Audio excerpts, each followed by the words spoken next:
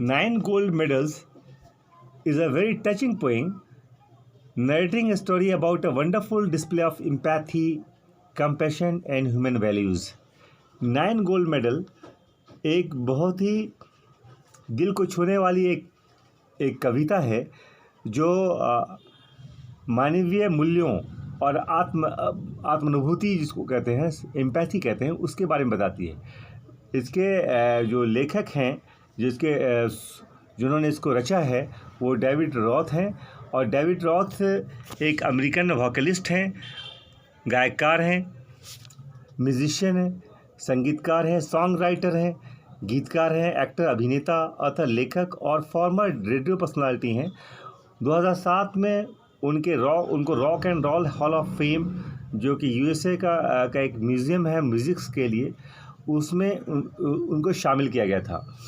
तो कवि एक घटना को नरेट कर रहे हैं जो कि स्पेशल ओलंपिक से संबंधित है और उसी में ये घटना घटी थी जो डिफरेंटली एबल्ड जो पर्सन्स हैं उनके लिए जो एक ओलंपिक का आयोजित की जाती है, उसमें ये घटना घटी थी। उसी को उन्होंने एक सॉन्ग के अंदाज में इसको पेश किया है।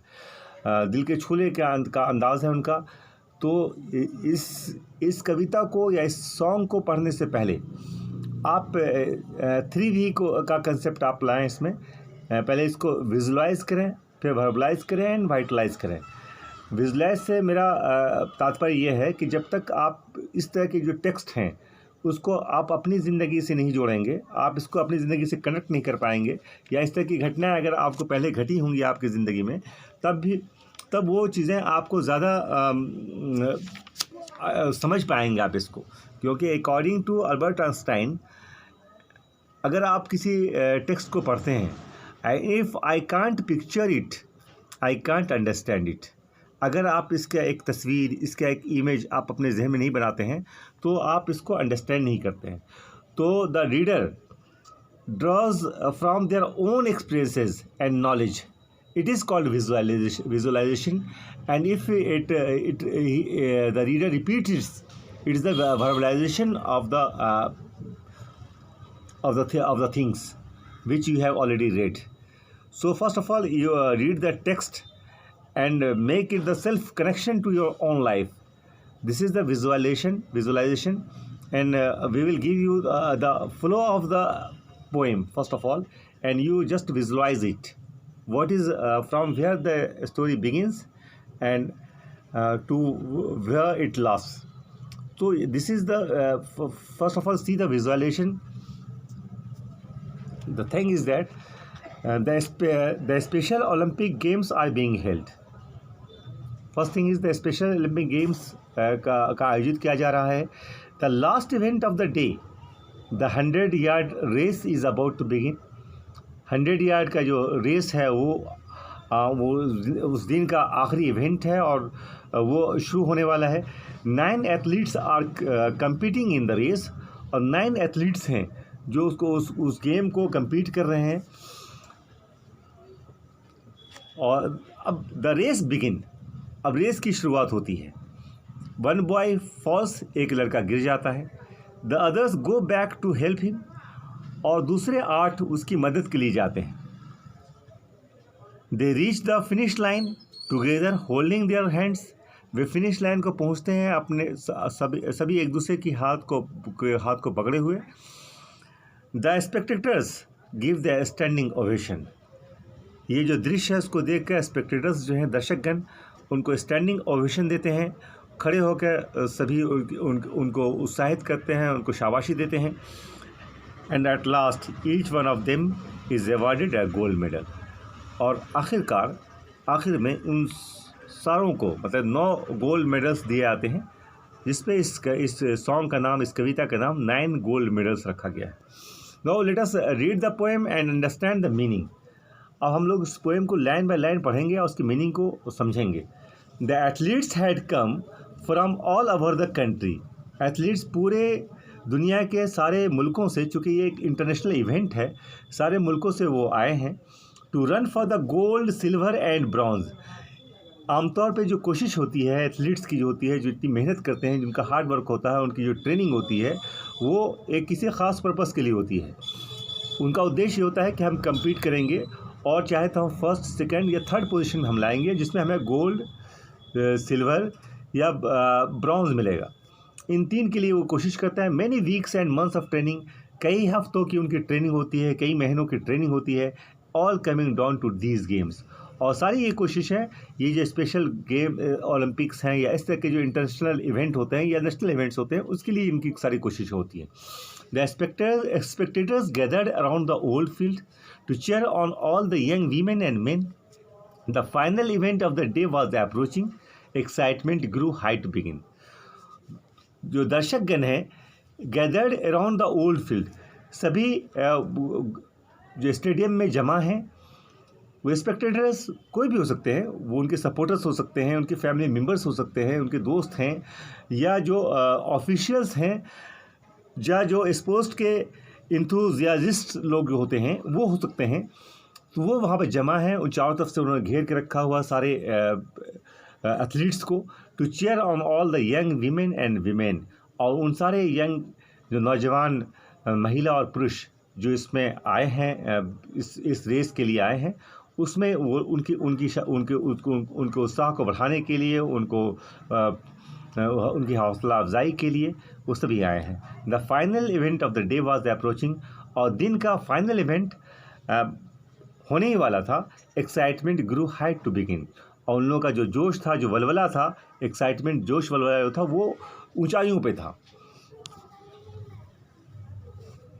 The blocks were all lined up for those who would use them. The 100-yard dash was the race to be run. There were 9 resolved athletes in back of the starting line, poised for the sound of the gun. अब ये blocks लगा दिए गए थे। Blocks कहते हैं जो जब एथलीट्स दौड़ने के लिए तैयार होते हैं तो उनके कदम के नीचे कुछ लकड़ी का एक गुटका होता है, वो या जो भी चीज़ें हों उसको लगा दी जाती हैं, ताकि वो अपने पाँव को आगे और पीछे की जो पाँव हैं उसमें वो लगा के रखते हैं। तो ये सारे स्टार्टिंग लाइन पे जो उनको लगा दिया गया है। The 100-yard dash was the race to be run, और 100 यार्ड की दौड़ थी जो उन्हें दौड़नी थी। There were 9 resolved athletes in the back. 9 resolved athletes in back of the starting line. Starting line के पीछे 9 डिटरमिन्ड, जो उन्होंने अपना एक मकसद तय किया हुआ था, जो वो वहाँ पे खड़े थे। Poised for the sound of the gun, वो गन के पिस्टल की आवाज़ के लिए को सुनने के लिए अपने आप को तैयार किए हुए थे कि पिस्टल की आवाज़ वो सुनेंगे, वो आगे बढ़ेंगे।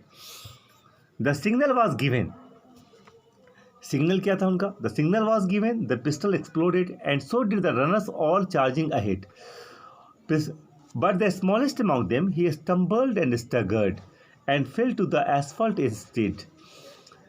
सिग्नल्स हैं वो जो दे दिए गए। तो सिंगल था कि the pistol was fired and so did the runners all charging ahead, और रनर्स भी पिस्टल की आवाज़ सुनने के बाद, उनको इशारा मिलने के बाद फ़ौरन वो आगे की तरफ दौड़े। But the smallest among them, लेकिन उनमें जो सबसे छोटा था, smallest among them, he stumbled and staggered, वो लड़खड़ा गया और वो इम्बैलेंस हो गया। And fell to the asphalt instead, और वो जो ट्रैक है उस पर वो गिर गया। जो ट्रैक थी उसकी जो रेस की जो लाइन होती है जिसमें सब खड़े थे, वो उस पर वो गिर गया। He gave out a cry in frustration and anguish. His dreams of his efforts all dashed in the dirt. But as sure as I am standing here telling this story, the same goes for what next occurred. He gave out a cry in frustration and anguish. हतोत्साहित होकर के, frustration कहते हैं हतोत्साहित हो जाना। उसने इतनी मेहनत करी थी, उसने इतनी कोशिश की थी, और उस डर से जो उसको गिरने के बाद उसको चोट लगी, तो उसको एक आवाज़ निकली, उसकी एक चीख निकली। His dreams and his efforts all dust in the dirt, उसके सारे सपने, his dreams and his efforts, उसकी सारी कोशिशें वो सारी मिट्टी में मिल गई। But as sure as I am standing here telling the story, the same goes for what next occurred. और ये कवि डेविड रॉथ कहते हैं कि जैसे ये इतना ही काबिले यकीन ऐसा है जैसे मैं आपको ये कहानी बता रहा हूँ, ये स्टोरी बता रहा हूँ, उससे ज़्यादा उतना ही काबिले यकीन वो स्ट्रेंज वाक़या होने वाला है जो आगे हो रहा है। कवि कहते हैं कि the 8 other runners pulled up on their heels. The ones who had trained for so long to compete, one by one they all turned around and went back to help him and brought the young boy to his feet. The 8 runners pulled up on their heels. वो जो 8 runners जो पीछे थे, आगे बढ़ गए थे, pulled up their heels, उन्होंने अपने अपने कदम रोक लिए। The ones who had trained for so long to compete, वे वो लोग थे जिन्होंने अपने आप को प्रशिक्षित किया था, अपने आप को ट्रेन किया था फॉर सो लॉन्ग, बहुत दिनों से, टू कम्पीट, इस कंपटीशन में अपने आप को तैयार करने के लिए उन्होंने बहुत ट्रेनिंग की थी। वे लोग थे जिन्होंने अपने कदम को रोक लिए। One by one they all turn around and went back to help him, और one by one, not only one, एक के बाद दूसरा, ऑल टर्न अराउंड, सभी पीछे मुड़े, and went back to help him, और सभी पीछे गए उसकी मदद के लिए, and brought the young boy to his feet, और उस यंग बॉय को, उस नौजवान लड़के को जो कि गिर गया था, उसको अपने कदम पे खड़ा किया। Then all the 9 runners joined hands and continued. The 100-yard dash now reduced to a walk, and a banner above that said Special Olympics could not have been more on the mark. Then सभी 9 runners, उन्होंने अपने हाथ को एक दूसरे से join किया, एक दूसरे से मिला लिया। Their hands and continued, और उन्होंने जारी रखा चलना। The 100-yard dash now reduced to a walk, और 100 यार्ड का जो उनकी मंजिल थी, उनकी जो दौड़ थी, वो उनके एक टहलने में, उनका एक दौड़ना नहीं हुआ, बल्कि वो चलते हुए वहाँ उन्होंने पार किया। And banner above that said special Olympics, और जो स्पेशल ओलंपिक का जो बैनर लगा हुआ था, उसको उन्होंने ये एक स्पेशल ओलंपिक बना दिया। ये it was not only the special Olympics for differently disabled, but इस बार ये एक स्पेशल ओलंपिक बन गया उनके। Could not have been more on the mark, और इससे और भी खुशी का या स्पेशल ओलंपिक्स का जो मीनिंग है, वो इससे ज़्यादा स्पेशल नहीं होता। ये एक एग्जाम्पलरी उन्होंने एक लोगों के सामने एक जो है एक छाप छोड़ दिया। That's how the race ended with 9 gold medals. They came to the finish line holding hands still, and a standing ovation and 9 beaming faces said more than these words ever will। और इस तरीके से ये दौड़ ख़त्म हुआ with 9 gold medals. चूँकि सभी एक साथ फिनिश लाइन को टच किए थे, तो सभी विजेता घोषित हुए और सबों को गोल्ड मेडल्स मिले। तो 9 गोल्ड मेडल्स सबों को मिले, और इस तरह से उन्होंने अपने हाथ को, एक दूसरे के हाथ को पकड़ते हुए फिनिशिंग लाइन को उन्होंने पूरा तक टच किया उन्होंने। एंड स्टैंडिंग ओवेशन, जो लोग दर्शकगण वहाँ पर मौजूद थे, जो स्पेक्टेटर्स वहाँ पर मौजूद थे, उन्होंने सबों को इन 9 जो गोल्ड मेडल्स और 9 जो एथलीट्स थे, उनके लिए स्टैंडिंग ओवेशन दिया। खड़े होकर उन्होंने उनकी सराहना की, उनको शाबाशी दिया, उनको उत्साहित किया, और 9 बीमिंग फेसेस, और 9 खिले हुए चेहरे नज़र आने लगे, चूँकि सबों को गोल्ड मेडल्स मिला था। Said more than these words ever will, और ये कवि कहते हैं कि जो ये मैं बातें आपके सामने बता रहा हूँ, इस कविता के माध्यम से जो मैं बता रहा हूँ, इसमें जो शब्द मैंने आपको कि इसके लिए जो मैंने यूज़ किया है, वो उनके चेहरे और ये स्टैंडिंग ओवेशन लोगों का, ये एक ज़्यादा कुछ बता रहा है इन शब्दों से, जो मैं शब्द आपके सामने पेश कर रहा हूँ। ये उनके जो चेहरे खिले हुए हैं, लोगों का जो उनको उत्साह देना है, जो ऑफिशियल्स हैं वो क्लैप कर रहे हैं, तो ये सब चीज़ें जो हैं ज़्यादा इस बात को अच्छी तरीके से पेश कर रही हैं बनिस्बत उसके जो मैं आपको वर्ड्स के ज़रिए, इस पोएम के ज़रिए आपको बता रहा हूँ। तो इस प्रकार जो 9 गोल्ड मेडल्स है, उसमें एक एम्पैथी का, कि जो आत्मानुभूति का, जो हम जब हम किसी के साथ दया की भावना करते हैं, तो वो सिंपैथी होता है। लेकिन जब हम अपने आप को उस स्थान पे देखते हैं, जिस स्थान पे कोई आदमी अपने अभी किसी परिस्थिति से जूझ रहा है, और तब हम आप उसका जो अनुभव करते हैं उसको आत्मानुभूति कहते हैं, जिसको एम्पैथी कहते हैं। 9 गोल्ड मेडल्स ने एक बेहतरीन उसका एक नक्शा खींचा है, उसमें ह्यूमन वैल्यूज़ का, उस कैम्पेशन का और उस एम्पैथी का, जो कि एक लोगों के बीच, लोगों के अंदर में होनी चाहिए। और ये कविता भी, एक पोएम जो है, एक अच्छा संदेश है हम सबों के लिए कि हम अपने अंदर जो है वो जज्बा लाएँ। कंपटीशन एकदम ज़रूरी है, लेकिन एकदम पॉजिटिवली अगर कंपटीशन हो और सबों को के साथ लेकर कोई चीज़ हम जीतते हैं, कोई काम करते हैं, तो बहुत ही इम्पॉर्टेंट होता है। तो ये जो हमने पहले आपको विजुलाइज़ किया था, अब ये वाइटलाइज हुआ, वर्बलाइज़ किया हमने इसको, कविताओं को के मीनिंग पढ़े। अब हम लोग इसको वाइटलाइज़ करेंगे। Now we have to ponder the questions. हम लोग ने क्या कंप्रीहेंड किया है, इसमें क्या लर्निंग आउटकम्स हमें निकलते हैं, उस पर हम लोग कुछ बातें करते हैं, कुछ चर्चा करते हैं।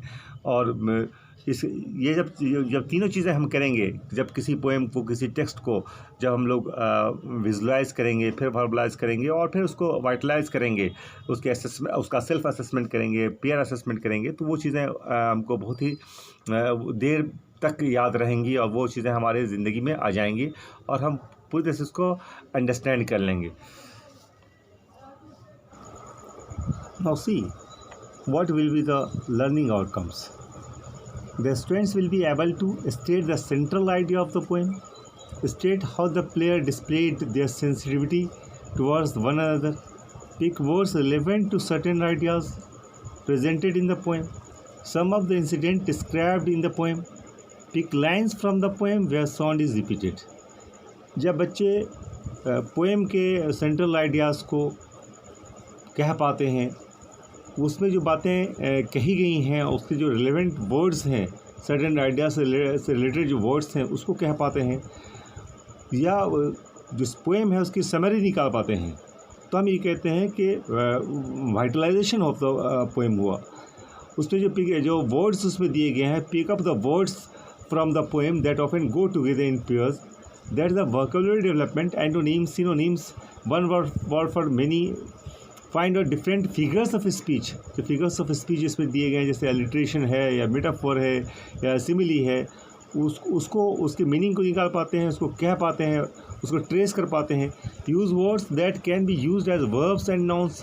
बहुत सारे वर्ड्स ऐसे हैं जिनका हम लोग वर्ब में भी और नॉन में प्रयोग करते हैं, तो उसको निकाल पाते हैं। Answers questions orally on variety of text, recites poem with appropriate pauses and intonation and pronunciation. So this is the vitalization. So 3 things: visualization, verbalization and vitalization. These 3 things are very important to understand the text or to understand the poem. Thank you.